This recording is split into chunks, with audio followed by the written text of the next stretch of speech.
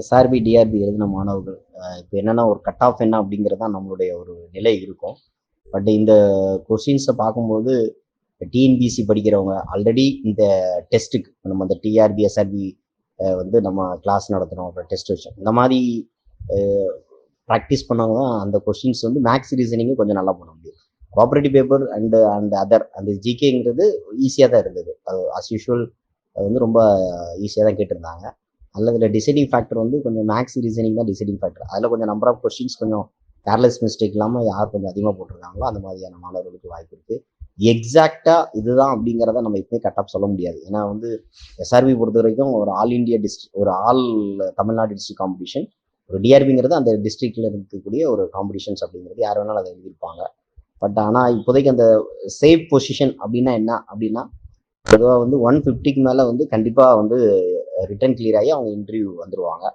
140 மேலே போட்டோம் அப்படின்னா அது கொஞ்சம் பார்டர். அதுபோக அந்த ரிசர்வேஷன் இருக்குது, பிஎஸ்டிஎம் அண்ட் அது சில reservation and BC MBC SC எஸ்டியை பொறுத்தும் இந்த வேரியேஷன் கட் ஆஃப் அப்படிங்கிறது கொஞ்சம் மாறும். அதனால் இப்போ நம்ம சொல்ல வர்றது என்ன அப்படின்னா, நீங்கள் வந்து அடுத்த கட்டம் நம்ம என்ன பண்ணணும் அப்படிங்கிறவங்க கொஞ்சம் முடிவு பண்ணிடுங்க. இந்த இன்டர்வியூ ப்ரிப்ரேஷன்ஸ், ஏன்னா இது வந்து இன்டர்வியூ அடுத்த ஸ்டேஜ், நீங்கள் இது ரிசல்ட் அடுத்து இன்னும் ஒரு 3 வீக்ஸில் எஸ்ஆர்பி பப்ளிஷ் பண்ணிடுவாங்க. அதுலேருந்து அதுக்கப்புறம் ஒரு 4 வீக்ஸில் டிஆர்பி வந்துடும். இந்த ரிசல்ட் எல்லாமே பப்ளிஷ் பண்ணிடுவாங்க. அதனால் கொஞ்சம் அப்டேட்டடாக இருங்க. டெய்லி நியூஸ் பேப்பர் ரீட் பண்ணுறது, அப்புறம் வந்து கரண்ட் அஃபேர்ஸ் பார்க்குறது, அப்புறம் அந்த பேங்கிங் டேர்ம்ஸ், முக்கியமாக நம்ம கோஆப்ரேட்டிவ் சம்மந்தமானது, ரிசர்வ் பேங்க் ஆஃப் இந்தியா சம்மந்தமானது, இந்த மாதிரியான கரண்ட் அஃபேர்ஸ் கொஞ்சம் அப்டேட் பண்ணுங்கள். உங்கள் சப்ஜெக்டையும் சேர்த்து கொஞ்சம் அப்டேட் பண்ணிட்டே இருங்க. நீங்கள் என்ன சப்ஜெக்ட் படிச்சிருக்கீங்களோ, பிஎஸ்சி ஃபிசிக்ஸு அல்லது பிஏ ஹிஸ்ட்ரி, அந்த மாதிரி மேஜர் கொஞ்சம் அப்டேட் பண்ணிட்டு இருங்க. இன்டர்வியூ சம்மந்தமான மெட்டீரியல் நோட்ஸ் எல்லாமே நம்ம ரெடி பண்ணிகிட்டு இருக்கோம்.